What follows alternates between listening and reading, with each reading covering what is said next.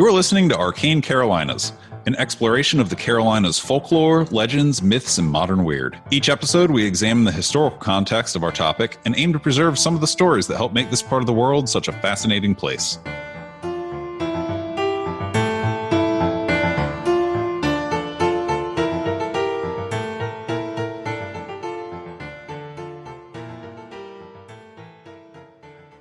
Welcome to another episode of Arcane Carolinas. I'm Michael Williams, award-winning novelist. I'm Charlie Mushaw, and is this a very special episode, or is this just another episode? Oh gosh, it's a very special episode. They're all very special episodes. They're all my favorite. This one is going to be one of my favorites, though. Like, in terms of having favorites among favorites, this is definitely on the list of favorites among favorites. This has been an anticipated topic probably since we began. This is one of the conversations we had that led to the creation of the show in the first place. And not the mysterious sign one. Although that contributed, I think. The website's gone now. It was down the last time I checked. That's wild. Yeah. Okay. So that's a thing. That raises some questions. Yeah, I have no comment. Let's keep it rolling. All right, let's do that. This episode is probably going to be titled something like To the Skies, and we're going to talk about UFOs in South Carolina. And specifically, we're going to talk about UFOs over Myrtle Beach, South Carolina. My inner Tom DeLonge just got really excited. There you go. There you go. You know, I've heard Myrtle Beach called many things. I've heard it referred to as the Redneck Riviera. I've heard it referred to as all kinds of things. You know, there's the Strip and there's Myrtle Beach and there's North Myrtle Beach. And there are a lot of ways that people talk about it. It's the place that my family went every time we went to the beach for my entire childhood. My senior class trip, you know, the big trip that everybody goes on was to Myrtle Beach. No way. Yeah. I have learned in the years since college that there are specific schools where the frats and sororities will do beach week, quote unquote. Mm-hmm. And for a bunch of them, Myrtle Beach is the place to go. Sure. Right now, you know, these days in a normal year, we go to Sunset Beach, which is about 30 minutes by car, but about 3 miles maybe through the air from Myrtle Beach. So we see a ton of kids who are there for beach week. And we also see a ton of people who are there for bike week. Oh, yeah. That almost always coincides with the week that we're there. That was the week that we, our senior class trip wound up being like, wow, we didn't know what bike week was. We went, man, there's a lot of motorcycles here. Yeah. It was pretty cool. It was I got into a lot of trouble on that trip. That's not true. I narrowly avoided a lot of trouble on that trip. My father and mother and I, when I was in high school, wound up stuck in what at the time was referred to as cruising traffic, where it's like teenage kids go out to just see and be seen in their cars. Yeah. And we got stuck in that one time when I was in high school, and my parents were mortified. It was amazing. Do you think kids still do that? I don't know. Like just drive around? Like the price of gas is so high compared I don't know. I don't know. That's a good question. Old man Mushaw here asking the real questions. So Myrtle Beach apparently has a reputation as a UFO hotspot, and specifically Horry County, South Carolina, which is the easternmost county of South Carolina. Horry County contains Myrtle Beach, North Myrtle Beach, Conway. It's a huge county geographically. It's important to note that Horry County is spelled Horry, but the H is silent because it is named for a specific person whose last name was Horry, but spelled with an H due to his lineage. How often do you think that gets abused? I think that probably gets abused frequently. It might have even gotten abused by me out loud while writing these notes. Originally, Horry County was the home of the Waccamaw Indians. They were a Siouan people who spoke a unique dialect of Siouan called Wakan. Spanish conquistadors, if you remember them from the Brown Mountain Lights episode, they showed up in Horry County in the early 16th century as an attempt to establish the first European permanent settlement in North America. How'd that work out for them? That didn't work out too well. You don't say. At the time, they estimated there were about 900 Waccamaw living in what is now Horry County. However, the Waccamaw people were very badly harmed by European diseases and by the brutal practices of the colonizers from a bunch of different European nations. The Spanish do not bear the only blame there. And by the late 19th century, their language and culture was in serious danger of disappearing. In fact, there is very little left of their language, and the biggest vocabulary that we have for their language is a list of a little over 100 Wakan words written down over 3 centuries ago. The longest list of words we know for sure from the original Wakan language was recorded in 1701. So they have really taken it on the chin as a people. However, their descendants sort of spread out into the area of the Catawba River and the Pee Dee River, and they eventually became one of the very common minority populations of places like Bladen County, such as Bladenboro from the Vampire Beast of Bladenboro. There, through the 19th century and into the 20th century, largely they were folks who extracted turpentine, worked in the lumber industry. So they're present through a lot of the sorts of places and stories that we talk about, which I found really interesting. Every time I looked into the Waccamaw history or the history of the Waccamaw culture and its spread, then I saw places that we've already talked about or that we plan to talk about. In 1971, North Carolina recognized them as an Indian tribe. And in 2005, South Carolina recognized them. But the Waccamaw themselves have worked to preserve their culture and provide education to their descendants pretty much continuously. For instance, they established their own tribal council in 1910. They established their own school in 1934. They have a really long record of trying to maintain their cultural traditions and identity. Yeah, I don't think it's necessarily, I know it's not necessarily taught. How recent, you mentioned 1910 and 1934, preservation efforts by smaller tribes have been ongoing. Oh, yeah. In the grand scheme of things, this is very recent history. Mm-hmm. And the Waccamaw still are trying to give federal recognition, much like the Lumbee. They're not one of the larger peoples, and so they've had trouble getting the federal government to recognize them. I'm glad that they've gotten the states to recognize them, at least, because that does get them something. Sure.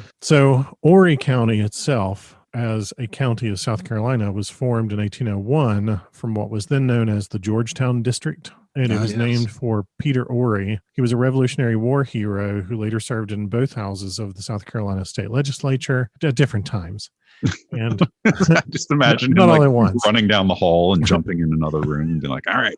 And then running down to the other hall. He didn't do that. Not that I know of, anyway. He built a historic home in Columbia, South Carolina, while he was serving in the state legislature that's known today as the Horry Ginyard House. Do you know the year on that? They aren't totally sure exactly when it was built. I wonder if it has a tunnel. I don't know. The most interesting thing that I found about that house is that in the early 19th century, the main hall was widened from 6 feet to 11 feet. And they did that by literally sawing the house in half and pulling the halves apart and filling in the middle.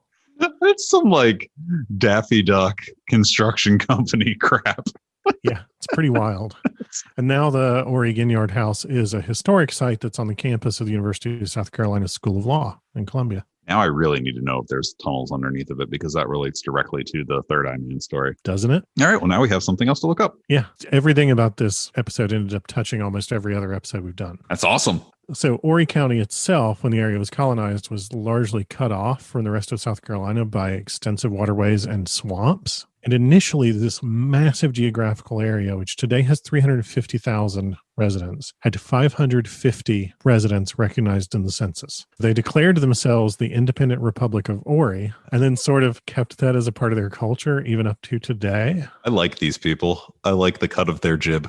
It's a lot like Key West declaring itself the Conch Republic. Right. There's this semi-serious, we don't need you people kind of attitude that they've got. In fact, the Historical Society of Horry County's publication seems to be titled The Proceedings of the Independent Republic of Horry County. So I love it. Yeah. I wasn't totally able to confirm that, but that's what it seems to be according to one bibliography entry that I found. I have a friend that declared his home Rabadishu after Mogadishu.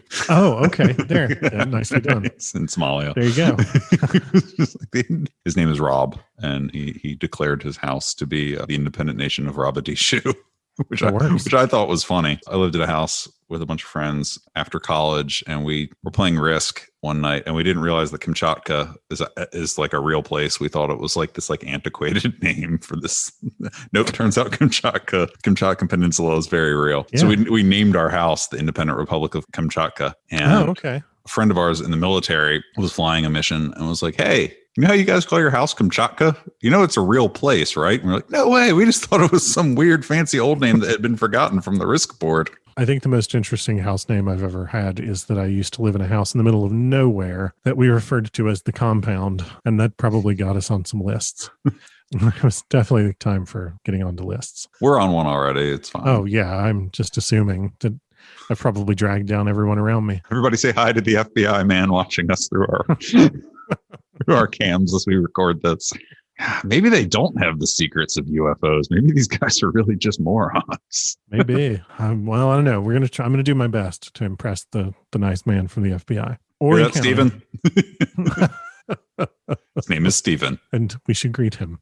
Okay, so Horry County contains Myrtle Beach, North Myrtle Beach, and Surfside Beach, 3 of the top 10 locations in North America for UFO sightings per 100,000 residents. I was a little surprised to discover that 3 of the top 10 are in one place in South Carolina. I have many questions, but I feel like I've been cutting you off a lot already. Nope. Feel free to ask your question. I am not super familiar with the geography. Are there any aerospace companies nearby or proving grounds for military crafts? We're going to get to that.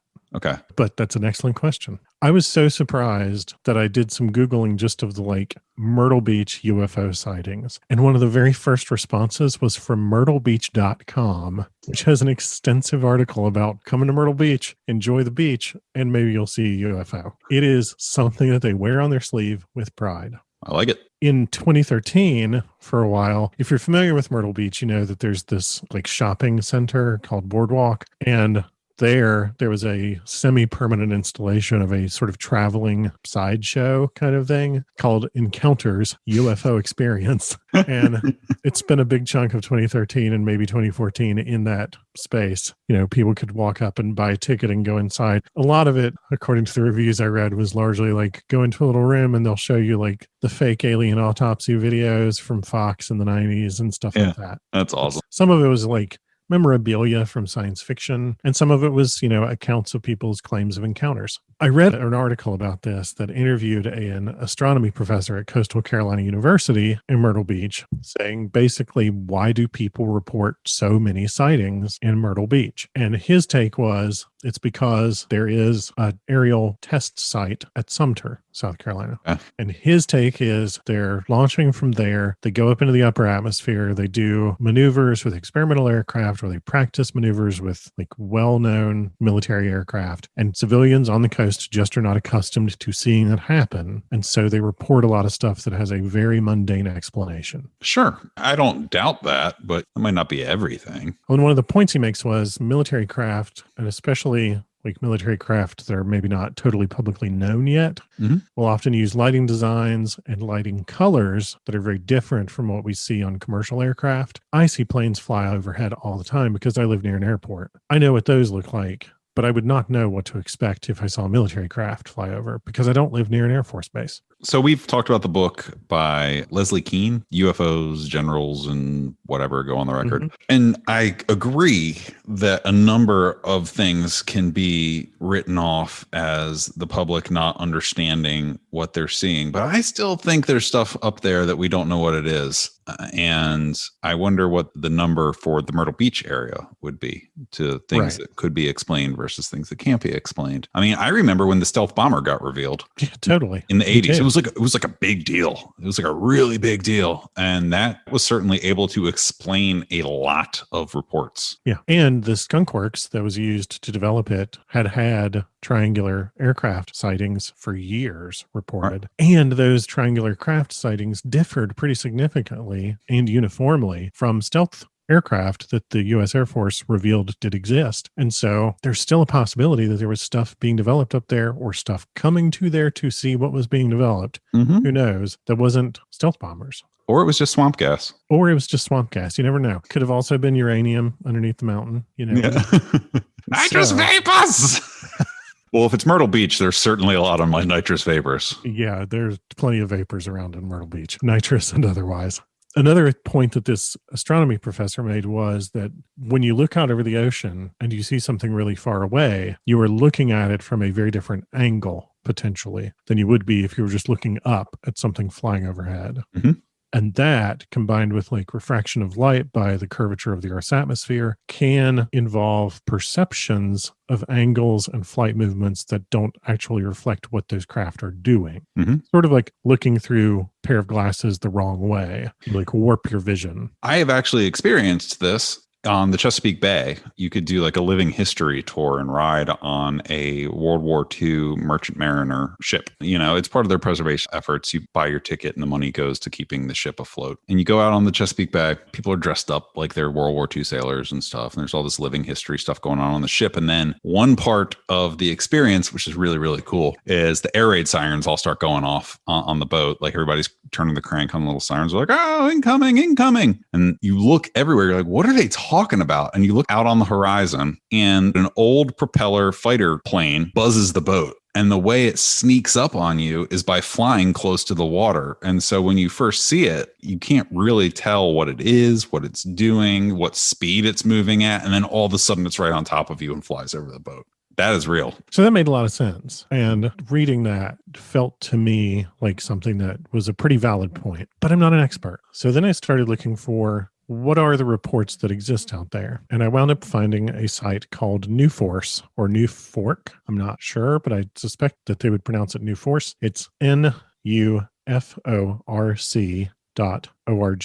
the National UFO Reporting Center. Cool. They have just like a big database of publicly available, publicly searchable UFO reports. And so I thought, well, I'll just see what it says for Myrtle Beach. Almost every report for South Carolina is for Myrtle Beach and North Myrtle Beach.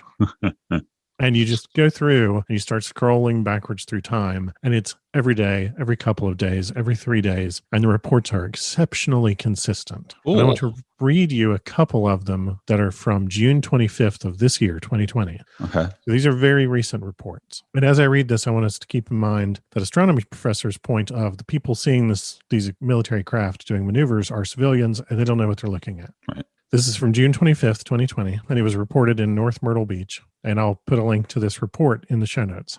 Large, bright orange lights appearing and disappearing over the coast, accompanied by smaller white lights. Beginning at 21:45, 3 observers, later growing to 9, were looking out to sea from a beachfront property at the extreme north end of the Cherry Grove Beach neighborhood in North Myrtle Beach, South Carolina. The sky was mostly clear with a thunderstorm offshore to the southeast, 10 miles or so out. Temp was 77 degrees Fahrenheit. At that time, 3 very bright orange lights appeared in the sky east-northeast over the water, approximately 25 to 30 degrees above the horizon. They were much larger and brighter than the stars and initially looked like military flares, but they didn't fall. The lights stayed in place for 5 to 10 seconds before fading out. At that point, 6 to 8 tiny white lights appeared in their place. They were much smaller and dimmer than the orange lights had been, and they resembled conventional aircraft when viewed at night from a great distance. However, they were blinking randomly, did not appear to use conventional navigation lights, and were moving erratically in different directions. 3 of them headed northeast, while the others moved southwest. We observed them for around 4 to 5 minutes before they disappeared from view. Within about 10 minutes, the large, bright orange lights reappeared a little further down the beach towards the southwest. Initially, one light would appear in place, lasting 5 to 10 seconds before fading out. Then another would do the same a few minutes later. They were not launched from the surface, nor dropped from any aircraft. A few minutes later, a chain of 3 orange lights appeared, flaring up in succession, one after the other in a straight line in tight formation. This chain was perhaps 10 degrees above the horizon. They then faded out in the same order they appeared. After this, 2 appeared and then disappeared in the same manner. Then a chain of 4 appeared and disappeared in the same manner. All of these quote-unquote light chains appeared in a range that was 10 to 15 degrees above the horizon.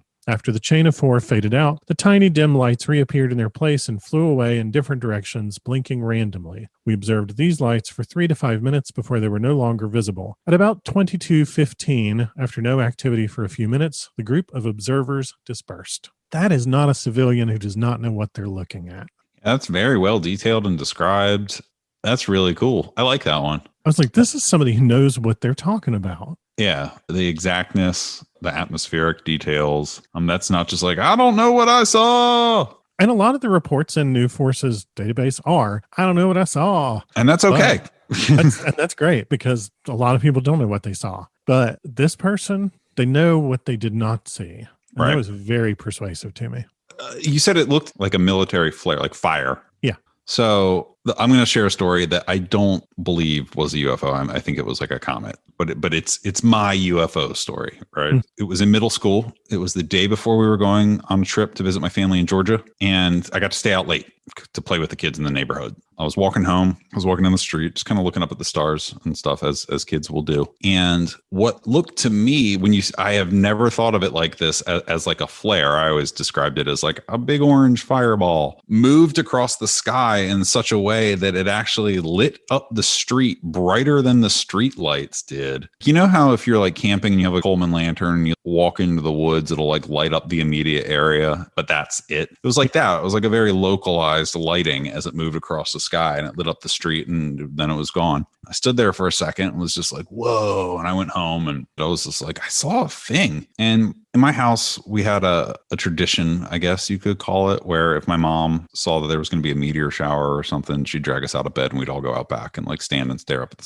stars and see a meteor shower and be like, neat. So I had seen that, and it wasn't that. It was, I say comet because I think those are the ones that are supposed to be more fiery. I don't know. I'm not an astronomer. I wrote it off as like a comet or a meteor or something burning up in the atmosphere as it was coming down. But the way you described light as being like a flare is exactly what I experienced, which again is not the same thing. I'm not trying to draw an equivalency. It's just that struck a chord for me. And I was just like, oh, I've seen something like that. That is a great description of seeing a fireball in the sky. Yeah. So the same night, somebody else in Myrtle Beach filed this report with New Force. They listed this as occurring at the same time. 4 yellowish orange-like orbs in sync light up, then fade away like fire going out. A bit later, a couple more. A few minutes later, one lit up, then another, we counted a row of 6. Each time we saw any, it was in different areas over North Myrtle Beach. After last one's seen, there were star-color, white, fast, blinking lights, synchronized, moving around erratically, and very fastly making their way across sky, seen by a total of 6 people. So they definitely saw the same thing. Yeah. I choose to believe it was a teleportation device. You were welcome to believe that. And that the fire was whatever it was, like jumping from location to location in physical space. Mm-hmm. That's my imagination running wild. That's fair. And then that same night, about 15 minutes before that, somebody reported in Manning, South Carolina, a long line of very bright white lights looked like a plane about to crash, then just disappeared. Very light cloud cover wouldn't have concealed the light. Then shortly after, a single white light blinking in middle with external white lights blinking directly after happened 3 times with brief intervals between, then nothing. Was accompanied by very loud sounding like jet engine, but just hung around in the air with no sign of a plane after lights disappeared first time. Sound vanished. Then after, when flashing lights started, sound came back. Because it teleported. Manning, South Carolina is 115 miles west of Myrtle Beach. And if something flew super fast over Manning, South Carolina, it would appear in the sky over Myrtle Beach 15 minutes later. I just think that it's really neat that you can go to this database, newforce.org, and you can sit there and correlate sightings and say, well, that one sounds like it's the same thing that somebody else reported at the same time in the same place. And that one kind of sounds like it's the same thing, but somebody reported it 15 minutes earlier, 115 miles away. I find that absolutely fascinating. Yeah. And part of the reason why that's so fascinating to me is because almost every report in the Myrtle Beach area on New Force's site is of bright orange or dim red lights moving really rapidly through the sky in some sort of controlled manner that people can't explain. Where was the East Coast UFO or UAP, whatever they're calling them now, on the record, citing that it was the Air Force, the Navy, I think it was the Navy, reported like last year? They confirmed? If I remember correctly, that was reported off the coast of Georgia. Okay, so a little further south. I was just curious. Let me double check, though. I know there was a West Coast one and there was an East Coast one. 2 separate, like confirmed, like, yeah, this happened. We don't know what they are. I feel like those stories always come out in August.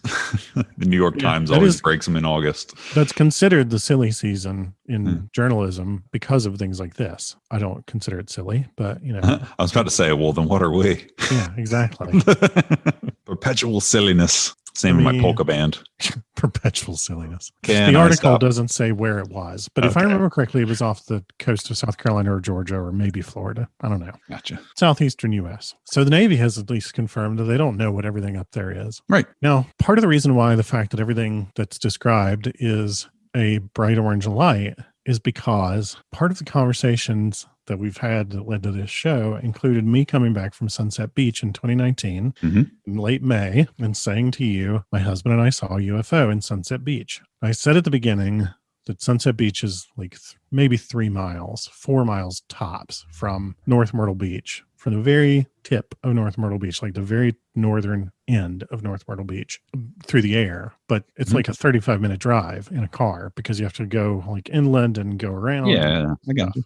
Sunset Beach is the southeasternmost town in North Carolina, and it's attached to Bird Island. Bird Island actually has the state line running through it. So you can go for like a nature hike in Sunset Beach and not accidentally, you can cross the state line.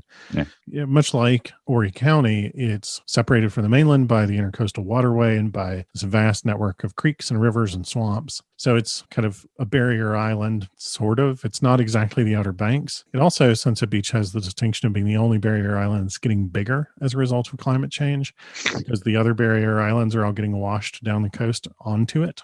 The Great Melting Pot Island. Yeah, it's very interesting. And Sunset Beach is a lovely, quiet little town. We went there initially because it was not going to be a big like tourist trap kind of place. And it would just be a quiet place to go sit on the beach and read books. And it still very much is that. Last year, my husband and a friend of ours and I went for a walk around, 11 o'clock at night. We had been up playing board games. Beach Week always involves a ton of board games. And we'd been sitting up playing board games, and we said, let's go out on the beach and just like look at the stars and walk around and relax. As one does.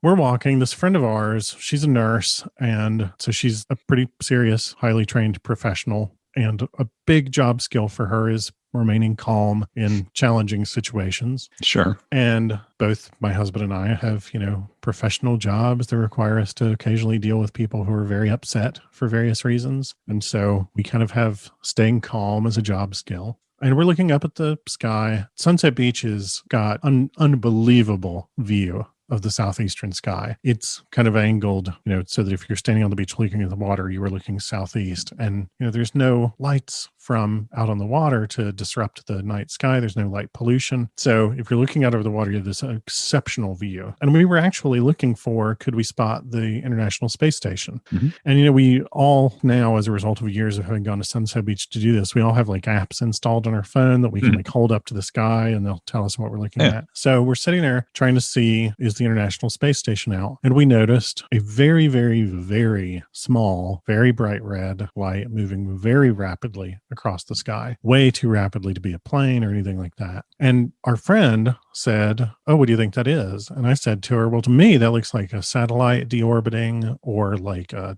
small meteorite entering the atmosphere and burning up, something like that, Meteorite. That's the word I was looking for earlier. That is the word you were looking for. And I did teach astronomy at one point in my life, but I was not going to be that guy. You should have been. Nah.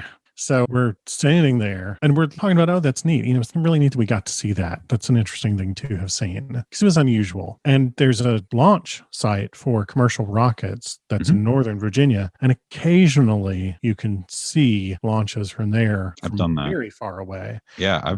Those are fun. I recommend to anybody listening, if you see a rocket launch out of Virginia, stay up late and watch it. It's really cool. We've seen that from the beach and that was really neat also. And you could tell that was really far away because the atmospheric interference with the visuals made it look like really wavy and wavery, and it was really cool as it went up into the atmosphere. So I've seen that before. And the three of us keep walking down the beach and we see a pier just like somebody had turned on a light switch, instantly on out of nowhere, a very bright, deep orange light that just appeared over the water. Now, it's very difficult to gauge distance, especially in those conditions. It's difficult for the average person to gauge distance through the air under any conditions. It's very difficult at night, and it's very difficult over the water. There's no features to give you any sense of perspective. Nope. But it seemed like it was closer to the shore than to the edge of the horizon. And it was moving from our perspective from right to left, which would be moving from southwest to northeast or even east-northeast, which is what was reflected in that first report that I read. Mm-hmm. And it was really bright and it was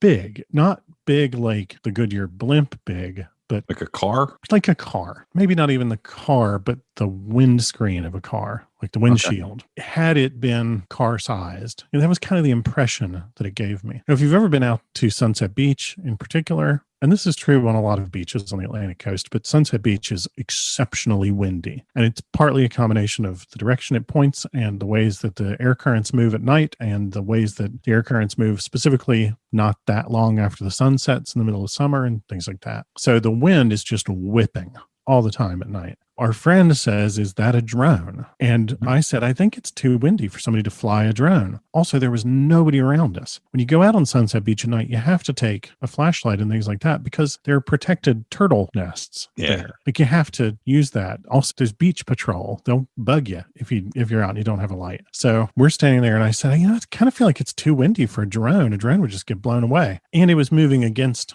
the wind. And it just moved and it kind of bobbed as it went, but not in an uncontrolled manner, just more like moving in an arc, in a wave pattern. And it moved from right to left really fast. And then it stopped dead ahead of us and it turned so that it clearly was facing us. And I have no idea what the shape of this thing was, but the light itself looked very much like the windshield of a car or something like that. And it was just exceptionally bright. And I had this overwhelming sense that we were being looked at. And my husband and the friend who was with us both jumped behind me as it rushed towards us through the air and flew directly at us. And I thought, A, who the hell would missile attack Sunset Beach, North Carolina? B, am I about to die in a missile attack on Sunset Beach, North Carolina? And I thought, this is the most surreal thing that could ever be in somebody's obituary. All of that ran through my head and it got real close to us. I would guess, if my estimation of how far over the water it was at all accurate, which is a huge if, it's an if you can drive a truck through, then it probably got within 40 yards of us, maybe even 30. It came very close. And then it just stopped dead again and hovered in the air in front of us in the just absolute pitch darkness of night. We could tell that there was more to it than the light, but we could not tell what the shape of it was because it was against the backdrop of the ocean. And using its cloaking device. And we both, or we all three, just stood there in shocked silence. And then the light went out and it was gone. And there was nothing there. And we could see the ocean behind it again. That's such a fun story. The three of us immediately, because we've played too many video games, immediately stood back to back in a little triangle to keep an eye out in all possible directions. And then I think I maybe made our friend very mad because I said aloud, "No, come back." And she was like, "Shut up, do not make them come back." And we just stood there saying to each other, did we really see that? Did we really see that? That really happened. Something appeared in the air, moved really fast against the wind in a clearly controlled manner, noticed us, turned towards us, got real close in a blink of an eye, stopped, and then disappeared. And after that, we spent probably 20 minutes standing on the beach, clinging to each other, looking in every direction at once, trying to make sure that it didn't come back. And then eventually we decided it's not coming back. We have to go to bed sooner or later. And the three of us, arm in arm, like we were in a 3-person sack race, just shuffled back across on Sunset Beach. You have to get across a protected dune area in order to get back to the houses from the beach. Yeah. And so we had to get up these wooden stairs and go down this sort of long, narrow wooden bridge thing. And we just shuffled together all the way back to the house and then walked back into the house and said to the other friends who were with us, we just saw a UFO on the beach. They totally did not believe us. We ended up having to spend 2 days swearing up and down that this was true. And after that, I went out on the beach every night at the same time because I was desperate to see it again. Yeah, totally.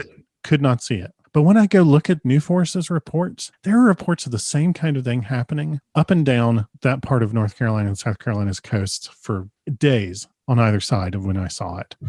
It's something that happens in that part of the coast in both states because it's everything from Holden Beach and Ocean Isle Beach and Sunset Beach down to North Myrtle and Cherry Grove and Myrtle Beach and Surfside Beach and all the way. And if I lived down there, I would be out on my deck I would just be a night owl. I'd be like, well, I'm going to stay up all night and look for UFOs. Yeah, that's I can't awesome. imagine doing anything else at night now there. And had we gone back this year, I would have been out there every night, That just is the way it would have been. It was something that really deeply affected me And I have had experiences. I have experienced what I believe was a haunting. I have experienced what I think was a UFO. I'd even seen a UFO when I was in junior high, but I've never been sure that that was not a dream because of the circumstances in which it occurred. It was the middle of the night. There was nobody else there. I woke up. I saw the thing. I went back to sleep. Was that really, a sighting, or was that a dream that I had because I was a kid? Right. I think it's much more likely that that was a dream. But the Sunset Beach sighting that we had,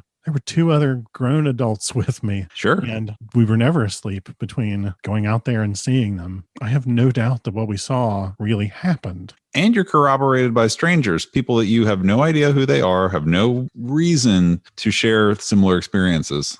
Yeah. So in the course of trying to figure out, has this been seen, which the answer is yes. And if you ever are a listener who goes to Myrtle Beach or Ocean Isle or any of those beaches up and down that part of the North Carolina and South Carolina coasts, go out at night and look to the skies and see what you see, because the odds are pretty good you're going to see something. But in the course of looking that up, I kept seeing entries in New Force's database for South Carolina that were simply labeled MADAR, MADAR 95, with no other text. So I started digging around, what's that? And the answer is there's this program. I don't know what to call it. Imagine SETI, the Search for Extraterrestrial Intelligence, but for UFOs and in the upper atmosphere. And it's called Multiple Anomaly Detection and Automated Recording, MADAR. Okay. It was originally started in 1972. It's had a couple of different iterations. These days, it appears to be a network of internet-connected sensors that look for fluctuations and anomalies in background radiation and in magnetic fields in the atmosphere. You can buy a MADAR device from the people who run its current iteration, and it looks like a Raspberry Pi, and it costs $240. You lost me. Yeah, I was really interested until I saw the price tag.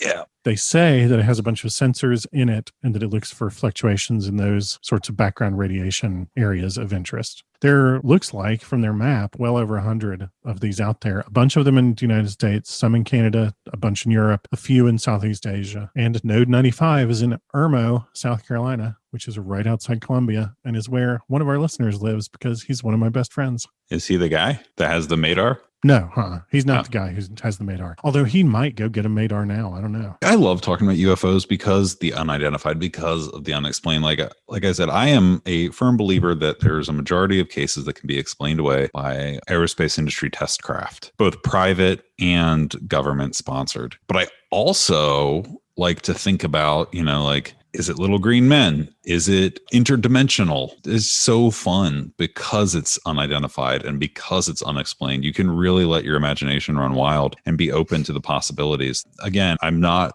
getting paid to promote her book, but the Leslie Kean book on UFOs is like the gold standard for reputable people acknowledging, there's stuff that we don't know what it is. Yeah, that it's a real phenomenon in that there are real reports of things that people have experienced. That doesn't constitute an explanation of what they've experienced, but it's definitely something that people do experience. I mean, some of these things that are easily explained, like recently at Lake Norman, and when I say recently, I mean within the last year or two, Lake Norman has UFO sightings. They also have a nuclear power plant. People think that occasionally there's a correlation. Oh, that's been a part of UFO lore since the 50s. Right. The most recent one at Lake Norman that got widely publicized, it was a Goodyear blimp. I'm not the person that's going to sit here and tell you that every single UFO story is aliens. Mm-hmm. I really enjoy exploring them. Yeah, I don't have the answer either. I mean, that's a big part of our deal. We don't have the answers. All right. I don't even necessarily have a theory. What I know is that people see it and that it has some intent behind it, in my opinion, because the stuff that people report is so clearly intentional. So, listeners, do you have a UFO story? I'd like to hear it. Yeah, I would love to hear it. Whether it's on the coast of the Carolinas or not, I would be fascinated to hear it. What's coast to coast's thing? Like east of the Rockies, we could be like mountains to see, like the trail. Like, totally. East of the Catawba. Yeah. So to shout out a couple of local businesses, and I'm going to do several because I'm always lax on that when I do the research for an episode. In Calabash, North Carolina, which is conveniently situated between Sunset Beach and North Myrtle Beach, there's the Waterfront Seafood Shack, which is amazing. There's St. Knickknacks, which is so weird it could have been built by aliens itself. It's a store that's a year-round Christmas store Yep. And they have rooms filled with Christmas trees with different themes. And they've got the room full of Halloween trees and the room full of Thanksgiving trees and the room full of ACC sports team trees and all kinds of crazy stuff like that. And we go every year just to marvel at how strange it is. It's wonderful. I've been there. I can vouch for that. Yeah, it's so great. And they sell really good fudge. Pulse nightclub in Myrtle Beach, North Carolina. I just want to give a shout out because it's where I saw the best drag show I've ever seen and where I saw the worst drag show I've ever seen. So whichever kind you're into, they've got it. The Pelican Bookstore in Sunset Beach, North Carolina. It's a little used bookshop. Great place to get books. They're good beach reads. And Moon Fairy's Magical Cupboard in Calabash, North Carolina, which is a little sort of like new age, witchcrafty, sort of neo-pagan-y store. You can get tarot decks, or you can get like fancy candles, or you can buy really nice teas that are just really nice teas. And in the back, when you like go behind the beaded curtain to use your credit card to pay, there are a bunch of posters of Vladimir Putin. It's a very strange little store. I'm not kidding. New age Putin. Yeah. She had a Vladimir Putin calendar one time when I went in there. And it's a very interesting little place. And we always try to stop in because there's always something interesting to see. They're Putin on a good show. Hey! I will not dignify that with a response. Sorry, I just like I was trying to think of something to say, but I'm like, a new age Putin themed store. Yeah. All right. There is no comment. Very, very, very strange. Anyway, that's my notes. That's everything that I got for the episode. Cool. So I am going to go check out this website and look up more UFO sightings in the Carolinas. I think other people should too. And especially if you have an experience that you want to share, see if you can correlate it to something on there. Yeah, totally. And, you know, if you've got a sighting, you should report it to those people because that's their whole deal. They operate as a clearinghouse of UFO sightings. All right. Well, thank you very much for sharing. I'm really excited that you shared that story because I know that story and I think that story is cool. And I'm glad that you were willing to share that today. We're definitely going to do more UFO stories in the future. It only took me 3 months to decide that I was willing to share it. Well, I tried to be like, well, I have one that I'll share. It's just now I know it's meteorite. I was just like, I saw a thing on fire. They don't get close enough to the ground to light it up. I'm not totally sure that you saw a meteorite, but we'll see. It was cool. It was really cool. Anyway, so that's pretty much it. Thank you very much.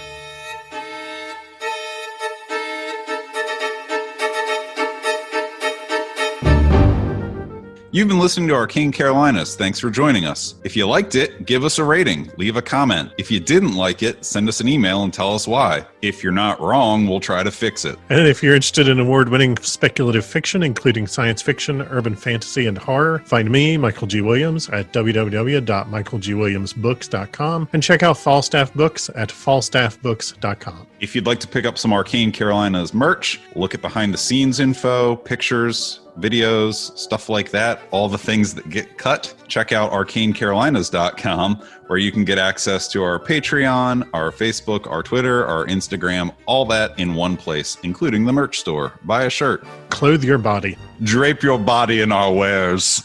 Be our living billboards. I'll edit around all of me doing that, mumbling myself.